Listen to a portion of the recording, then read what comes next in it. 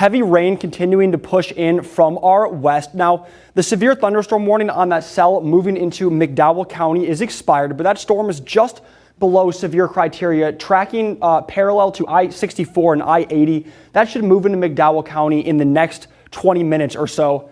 And what's fueling all this rain and these storms are these warm temperatures. Our temperatures approaching almost 70 degrees in some places.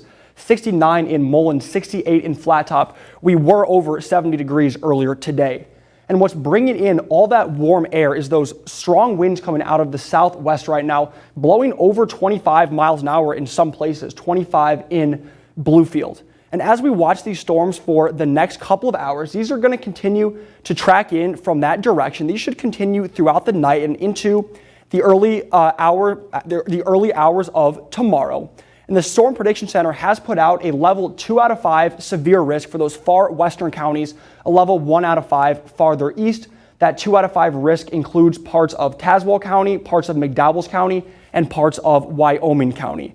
Now, we also have a 2% tornado risk extending into the western part of that area. That includes Oak Hill, that includes Beckley, Bluefield. Now, what this means is that there is a 2% chance of a tornado within 25 miles of a point in this area. And you're probably saying that's not a lot, and it's not. It's on the lower end of that criteria, but most days that chance is 0. So this is definitely an increase to what we're used to seeing. Lots of moisture with these storms as well. We do have a level 3 out of 4 flood threat for those far western counties, a level 2 threat as you go farther east. So this particularly applies to people living along streams, people living along rivers in low-lying areas where that rain can run off as well. Now, if there is a silver lining to this, we have been in drought for the last month or so. We've seen a bit of a rainfall deficit, so hopefully all this rain can help get us to about where we should be for this time of year. Now, as we bring in much colder air behind the system, we are looking at a snow chance late Sunday night. This is our European model showing snow totals between maybe an inch, maybe up to 2 inches. Now, again, this is just one model. This isn't necessarily an official forecast, but this is a pretty good indication that some of the snow may stick on surfaces.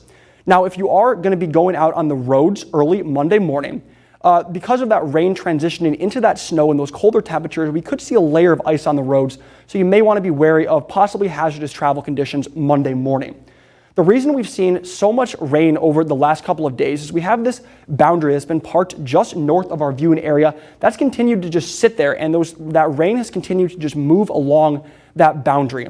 Now, as we head into tomorrow morning and then tomorrow afternoon, that boundary is going to dip down, so we're going to see some heavier rain with that. And as that front continues, we're going to bring in much colder air behind it. That rain is going to transition to snow before those temperatures drop down into the 30s with that sunshine coming out next week.